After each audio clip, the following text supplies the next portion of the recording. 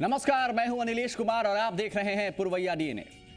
हम किसी भी उम्र के हों, माता पिता से बातचीत का अवसर बहुत मिलता है, पर कभी आदर तो कभी समय का अभाव हमें उनसे दूर रखता है।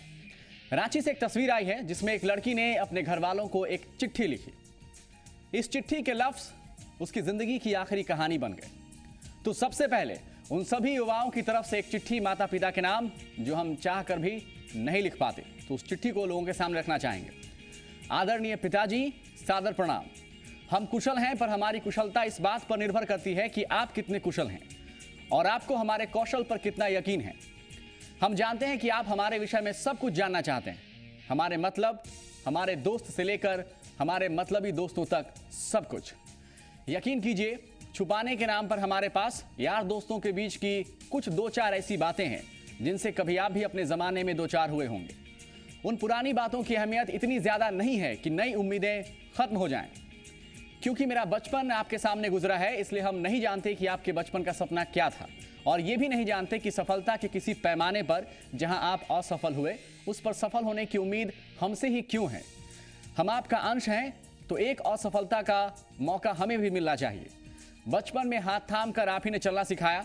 सुना है जब लड़खड़ाते थे तो आप ये सोचकर छोड़ देते थे कि लड़खड़ाएगा तो संभल जाएगा, पर अब जब चलना सीख लिया है तो आप लड़खड़ाने पर ज्यादा भरोसा कर रहे हैं। याद कीजिए, हमारे पैदा होने की जो खुशी आपके चेहरे पर थी, उसमें कोई उम्मीद नहीं थी, बल्कि एक गर्व था। आज आपकी मुस्कुराहट गणित के अंकों के जोड़ घटाव की वजह से घट गई है। आपकी प्राकृतिक खुशी पर विज्ञान के नतीजे हावी हैं। आप ही कहते हैं कि अखबार पढ़ने से जनरल नॉलेज बढ़ती है, पर हमारे विषय में आपकी जनरल नॉलेज इतनी कम कैसे हो जाती है। आप तो हमें रोज पढ़ते हैं। आप ही से सीखा है कि दुनिया का हर सफल व्यक्ति असफलताओं से जरूर गुजरा होता है, फिर हमारी असफलताओं को आप हमारा भाग्य मानकर हताश क्यों हो जाते हैं। चिंता और चिंतन का अंतर एक पिता होने के बावजूद आप कैसे भूल जाते हैं। रिश्तेदारों की आप परवाह नहीं करते, फिर रिश्तेदारों के बच्चों के नतीजे आपको सीबीआई की रेड का एहसास क्यों कराते हैं। आप हमसे विदेश जाने की उम्मीद करते हैं। अमेरिका के विषय में जो पढ़ा है आपसे शेयर कर रहा हूं। यूके के राजा ने अमेरिका के विषय में कहा था कि वहां की सबसे अच्छी बात यह है कि अमेरिका में पिता अपने बच्चों का सम्मान करते हैं। आपसे हम सम्मान नहीं बल्कि स्नेह की उम्मीद रखते हैं। स्नेह सम्मान से बड़ी चीज है। उम्मीद है कि अगली बार जब मेरे कंधे पर आप अपना हाथ रखेंगे तो उसमें स्नेह का भार होगा, उम्मीदों का बोझ नहीं होगा। आखिरी बात यह कहना चाहूंगा कि दुनिया के महान गणितज्ञ आइंस्टाइन मेरी तरह गा नहीं सकते, और महान साहित्यकार प्रेमचंद गणित में मुझसे भी कमजोर थे। मेरे खत का आशय आप तमाम पिता समझ गए होंगे। आखिर पिता हमेशा कहते हैं कि आप जो भी हो, हम आपके पिता हैं, विशेष मिलने पर। अब इस आपका के जगह पर आप अनिलेश कुमार, विवेक कुमार, राजीव कुमार, कोई भी नाम आप भर लीजिए। स्थिति यह है कि आज इस खत की आवश्यकता मुझे क्यों पड़ी। रांची से एक रिपोर्ट आई है, दिखा रहे हैं, उसके बाद चर्चा करेंगे। इसी पंखे से झूलकर उसके सपनों ने भी दम तोड़ दिया। ये कमरा जो कभी उसका अपना था, उसकी दीवारों में उसे घुटन हो रही थी। लगता था उम्मीदों की चार दीवारी में वो कैद है। उसके अपने सपने थे, पर अपने सपने पंख इसलिए नहीं फैला पाए क्योंकि उन्हें किसी और की मर्जी से उड़ना था, और वो किसी ऐसे उड़ान का हिस्सा नहीं बनना चाह रही थी जिसका आसमान उसका अपना न हो। रांची की एक लड़की ने जीवन समाप्त करने का फैसला इसलिए कर लिया क्योंकि उसकी रुचि घर वालों की उम्मीद से टकरा रहे थे। घर में आई है वो कोई चर्चा नहीं, बस इतना अपनी मम्मी से बोली कि मेरा फिजिक्स का एग्ज़ाम जो है वो बहुत ख़राब गया। तो इवन मेरी बुआ बोली कि कोई बात नहीं बेटा, तुम्हारा एग्ज़ाम ख़राब गया तो होता है, नेक्स्ट टाइम और अच्छे से करना। तो वो इस चीज़ को फिर वो मानी कि चलो ठीक है, हम नेक्स्ट टाइम अच्छे से एग्ज़ाम देंगे। लेकिन सुबह उठी, बुआ बोली कि अगर तुमको नहीं ठीक लग रहा है तो हम ऑफिस नहीं जाते हैं, हम तुम्हारे पास रहते हैं। तो बोली नहीं मम्मी रहने दो, हम बिल्कुल ठीक है, तुम चले जाओ ऑफिस। और वो सभी को भेज कर ली। ऐसा नहीं है कि वो पढ़ने में कमजोर थी। घर में रखे मेडल इस बात का गवाही देने के लिए काफी है कि जुनून उसके अंदर भी था, पर जुनून पर घर वालों की मर्जी भारी पड़ गई। कॉमर्स की पढ़ाई का अरमान लिए वो साइंस के क्लासेस करती रही। हर क्लास के साथ वो पीछे जाता महसूस कर रही थी, और जब परीक्षा की घड़ी आई तो उसने जीवन के इम्तिहान में ही फेल होने का फैसला कर लिया। घर वालों के अरमानों के समंदर की जगह अब सबकी आंखों में पानी है। रांची में स्टूडेंट की आत्महत्या की घटना कोई नई नहीं है, पर हर बार माता पिता के पुराने उम्मीदों का बोझ ऐसी खबरों को नया कर देता है। रांची से सन्नी शरद के साथ ब्यूरो रिपोर्ट, जी मीडिया। कुछ आंकड़े भी देखते हैं कि क्या स्थिति है। हमारे आसपास जो बच्चे होते हैं उन पर कितना बोझ पड़ता है। एक रिपोर्ट कहती है कि साल 2004 के बाद 10 से 15 साल के बच्चों में आत्महत्या के मामलों में 75% 75% की वृद्धि हुई, जबकि 15 से 24 साल के युवाओं में आत्महत्या के मामलों में देखिए 200% की वृद्धि हुई, 200% बढ़ोतरी दर्ज की गई। विश्व स्वास्थ्य संगठन के मुताबिक भारत में हर 10,000 लोगों में से 98 लोग आत्महत्या या आत्महत्या की कोशिश करते हैं। हर 90 मिनट में देखिए एक युवा आत्महत्या की कोशिश करता है। 37.8% युवाओं में आत्महत्या की प्रवृत्ति पाई गई है।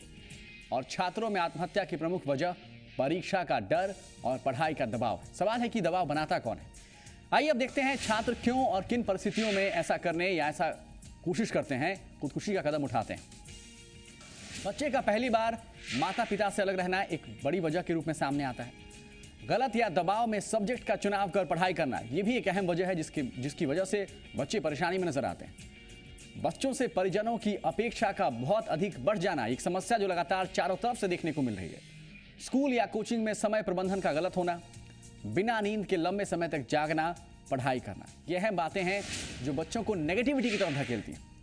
आइए अब देखते हैं आत्महत्या से जुड़े कुछ और आंकड़े और उससे जुड़े कुछ तथ्य। आत्महत्या दुनिया में मौत का 10वां सबसे बड़ा कारण है। और आगे बढ़ने से पहले एक चीज मैं आपको बता दूं कि यकीन करिए इस टॉपिक पर चर्चा करने में मुझे मजा बिल्कुल भी नहीं आ रहा है, लेकिन सच्चाई है कि ये एक ऐसा हकीकत है जिसका सामना करना जरूरी है, क्योंकि माता पिता का फर्ज बच्चों से उम्मीद व्यवसाय के तौर पर बांधना नहीं होता, बल्कि उनके भविष्य की मंगल कामना होती है। ये मंगल कामना व्यवसायीकरण में अंतर समझना होगा। टीनएजर और 35 वर्ष से कम आयु वर्ग में आत्महत्या असमय मृत्यु का सबसे बड़ा कारण है। हर साल दुनिया में 1 से 2 करोड़ लोग आत्महत्या की कोशिश करते हैं, लेकिन उनकी मौत नहीं होती। आत्महत्या पर पहली संस्थागत रिसर्च 1958 में लॉस एंजलिस में हुई थी। दुनिया भर में आत्महत्या करने वालों में से 30% जहरीले कीटनाशक को चुनते हैं। हाल के दिनों की स्थिति आप देखें अगर, तो टीन एज के बच्चों में बढ़ती आत्महत्या की प्रवृत्ति पर जो साइकोलॉजिस्ट हैं, मनोवैज्ञानिक, उनकी अगर हम माने तो घर और समाज में बढ़ते तनाव का ये एकमात्र नतीजा है जो हमारे आपके सामने रिपोर्ट के माध्यम से आता है। टीन एज के बच्चों में मानसिक और शारीरिक बदलाव होते हैं, इसलिए उन्हें भावनात्मक सपोर्ट की भी जरूरत होती है। पर क्या यह सपोर्ट उन्हें पूरी तरह से मिल पाता है? जवाब आप जानते हैं। और इस तरह की प्रवृत्ति रोकने के लिए जरूरी है कि अभिभावक अपने बच्चों का मन आहिस्ता आहिस्ता टटोलें, उन पर बेहतर करने के लिए अतिरिक्त दबाव न बनाएं। अपनी अपेक्षाएं बच्चों पर लादने की कोशिश मत कीजिए। परिवार में संवादहीनता की स्थिति भी ना रहे। बच्चों के व्यवहार में फर्क नजर आए तो उससे बात करिए, हो सके तो मनोचिकित्सक की सलाह भी लीजिए। लेकिन अहम बात गार्जियन के रोल को भी है। और स्थिति यह है कि जीवन में क्योंकि कंपटीशन बहुत है, तनाव बहुत है, प्रतिस्पर्धा बहुत है, भौतिकता की चकाचौंध अधिक है और एक ही झटके में सब कुछ पा लेने की होड़ में इंसान कहीं ना कहीं पीछे रह जा रहा है। इन सब के बीच देखिए पेशेंस, धैर्य की कमी होती जा रही है, आत्महत्या की दर बढ़ रही है। जरूरत है घर और समाज में ऐसा वातावरण बनाने की जहां सबकी बातों को सुना जाए। अगर किसी व्यक्ति की नीयत ठीक नहीं है, उसे उसकी इच्छा के अनुसार काम करने दिया जाए, उसको प्रतिभा निखारने का मौका मिले, ना कि उस पर अपने विचार थोपे जाएं। और ऐसी किसी परिस्थिति में देखिए समाज आपके सामने है, अपार्टमेंट्स की संख्या बढ़ रही है, घरों की संख्या घट रही है, समाज खत्म हो रहे हैं, कॉलोनियां बसाई जा रही हैं।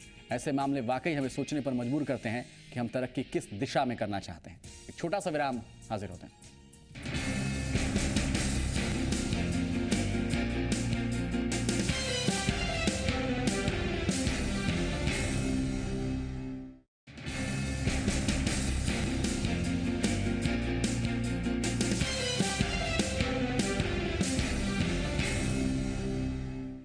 अब बात राजनीति की करते हैं। आखिर बिहार में भी देखिए राजनीतिक जीवन बचाने की कोशिश ही जारी है। तो विधानसभा चुनाव में लगभग 6 से 7 महीने का समय बाकी है, लेकिन इसकी धमक काफी दिनों से सुनाई पड़ रही है। नीतीश कुमार बीजेपी पर हमला बोलने के लिए अपनी सभाओं में नरेंद्र मोदी और राजनाथ सिंह के भाषणों का ऑडियो क्लिप सुनाते रहे हैं और बता रहे हैं कि देखिए लोकसभा चुनाव के दौरान बीजेपी नेताओं ने क्या क्या और कौन कौन से वादे किए थे। लेकिन अब बीजेपी ने भी इसका तोड़ ढूंढ लिया। अब बीजेपी ऑडियो का जवाब वीडियो से दे। कितने लोगों ने देख लिया। ये नीतीश कुमार इतना घटिया स्कैंडलस मास्टर डाइवोर्स होने के बाद से ये पागल हो गया है। मेरे खिलाफ नारा लगा रहे हैं, छाती पीट रहे हैं, दुर्गति का निशानी है, अभी और दुर्गति लिखा हुआ बन जिनके दिल नहीं दबे, अपने गले में नहीं, ये अवसरवाद नहीं तो और क्या है। जी हाँ, ये वो वीडियो है जो बीजेपी अब नीतीश कुमार के खिलाफ जारी करने वाली है। इस वीडियो में बड़े भाई यानी लालू यादव और छोटे भाई यानी नीतीश कुमार जब एक दूसरे के कट्टर विरोधी थे, उस वक्त के संवाद का प्रयोग किया गया है। इसमें लालू यादव ने नीतीश कुमार को क्या कहा था और नीतीश कुमार ने उसका क्या जवाब दिया था, उसको एक साथ पेश करने की तैयारी है। ऑडियो में दूसरी बात कहते हैं, अपने भाषण के क्रम में कहते हैं, देखिए नरेंद्र मोदी जी बोल रहे हैं, तो नरेंद्र मोदी जी का बोलता हुआ वीडियो तो दिखाते हैं। मैं उनका बोलता हुआ उन्हीं की आवाज़ का वीडियो, उन्होंने क्या क्या वायदा किया था बिहार की जनता से, किन गांवों तक बिजली पहुंची, कितने घंटे में ट्रांसफार्मर बदले जाते हैं, कितने गांवों तक सड़कें ठीक हुई, कितने स्कूलों की स्थितियां सुधरी हैं, शिक्षकों के हालात क्या हैं, नौजवानों को कितनी नौकरी मिली है। 22 महीने से जो जदयू की सरकार बिहार में काम कर रही है, उस 22 महीने की जदयू की सरकार ने क्या किया बिहार के लिए, ये बिहार की जनता को हम लोग बताएंगे। जेडीयू का कहना है कि नीतीश कुमार तथ्यों के आधार पर ऑडियो सुना रहे हैं और बीजेपी का वीडियो पूरी तरह से राजनीतिक है। इससे बिहार की जनता का कोई भला नहीं होने वाला। जनता को सच जानने का हक है, तो मुझे लगता है कि अगर वो हमने जो सवाल उठाए हैं, अगर उनका जवाब वो वीडियो के जरिए देना चाहें या हम पर कुछ कहना चाहें, तो लोकतंत्र में ये स्वस्थ बहस है, वो करना चाहे करें। इस ऑडियो और वीडियो वार का परिणाम क्या होगा, इसका पता तो बिहार विधानसभा के बाद चलेगा, लेकिन इतना तो तय है कि लोगों को राजनीतिक दलों की एक अलग तस्वीर देखने को जरूर मिलेगी। ब्रिजम पांडे, जी मीडिया, पटना।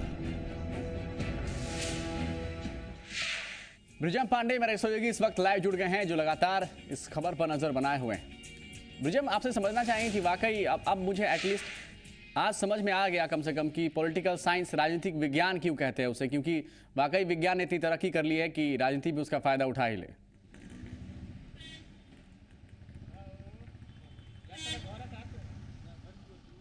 आप सुन पा रहे हैं ब्रिजम? अनिलेश, सवाल दोहराइए।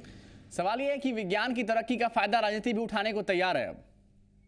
बिल्कुल अनिलेश, जिस तरह से लगातार टेक्नोलॉजी का प्रयोग हो रहा है और जिस तरह से बिहार की राजनीति में हाल के समय में जिस तरह से हाईटेक टेक्नोलॉजी का उपयोग किया गया है, अब उसी का परिणाम आने वाले विधानसभा में देखने को मिलेगा। जिस तरह से नीतीश कुमार ऑडियो सुना रहे हैं, बीजेपी एक कदम आगे बढ़कर उनका ऑडियो वीडियो दोनों दिखाने की फिराक में है और ये वीडियो एडिट भी हो चुका है। और किस तरह से एडिट हुआ है अनिलेश, आपने देखा है, इसे वायरल किया जा रहा है। हमारी जब बात हो रही थी प्रदेश अध्यक्ष मंगल पांडे से, तो उन्होंने साफ तौर पर कहा कि जिस तरह से अपनी सभाओं में ऑडियो सुनाते हैं नीतीश कुमार, यदि हम लगातार तमाम जगहों पर, तमाम गांवों पे, तमाम पंचायतों में ये वीडियो दिखाएंगे, लोगों को बताएंगे कि किस तरह से ये मौके की राजनीति ये दोनों करते हैं, कैसे नीतीश कुमार लालू यादव को क्या कहते थे और कैसे लालू यादव नीतीश कुमार को क्या कहते थे।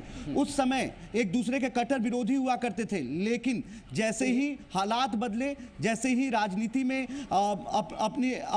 अपना स्पेस कम होता देख दोनों ने एक दूसरे। लेकिन क्या ये ब्रिजम पांडे आपको आश्चर्य नहीं लगता है कि दोनों ही पार्टियां विकास के नारे के साथ मैदान में उतरने का दम भरती रही हैं? नीतीश कुमार गवर्नेंस के एजेंडे पर चुनाव लड़ने की बात करते रहे, बीजेपी भी विकास की बात कर रही है। ये अचानक 2015 में जहां बिहार तरक्की की उम्मीद करेगा, ये कीचड़ उछालने वाली राजनीति से क्या मिलेगा? बिल्कुल अनिलेश, आपने ठीक कहा कि अब जो राजनीति शुरू हो चुकी है वो विकास की राजनीति नहीं होगी, वो विकास पर आधारित राजनीति नहीं होगी।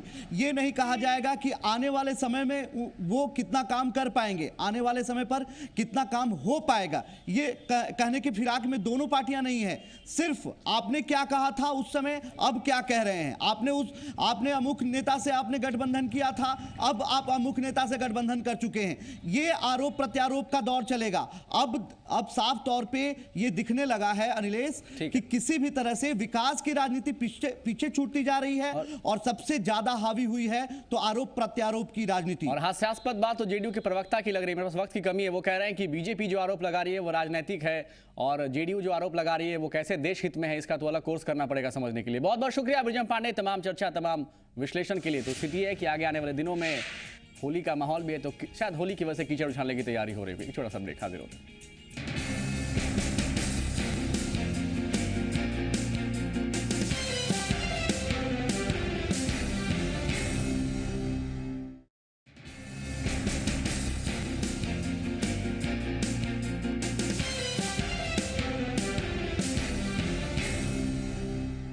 झारखंड में रघुवर दास सरकार के बजट को अनुमान पर उम्मीदों का बजट कहें तो शायद गलत नहीं होगा, क्योंकि राज्य सरकार ने 55,000 करोड़ के भारी भरकम बजट को अनुमानित राजस्व वसूली की बुनियाद पर खड़ा किया। देखिए,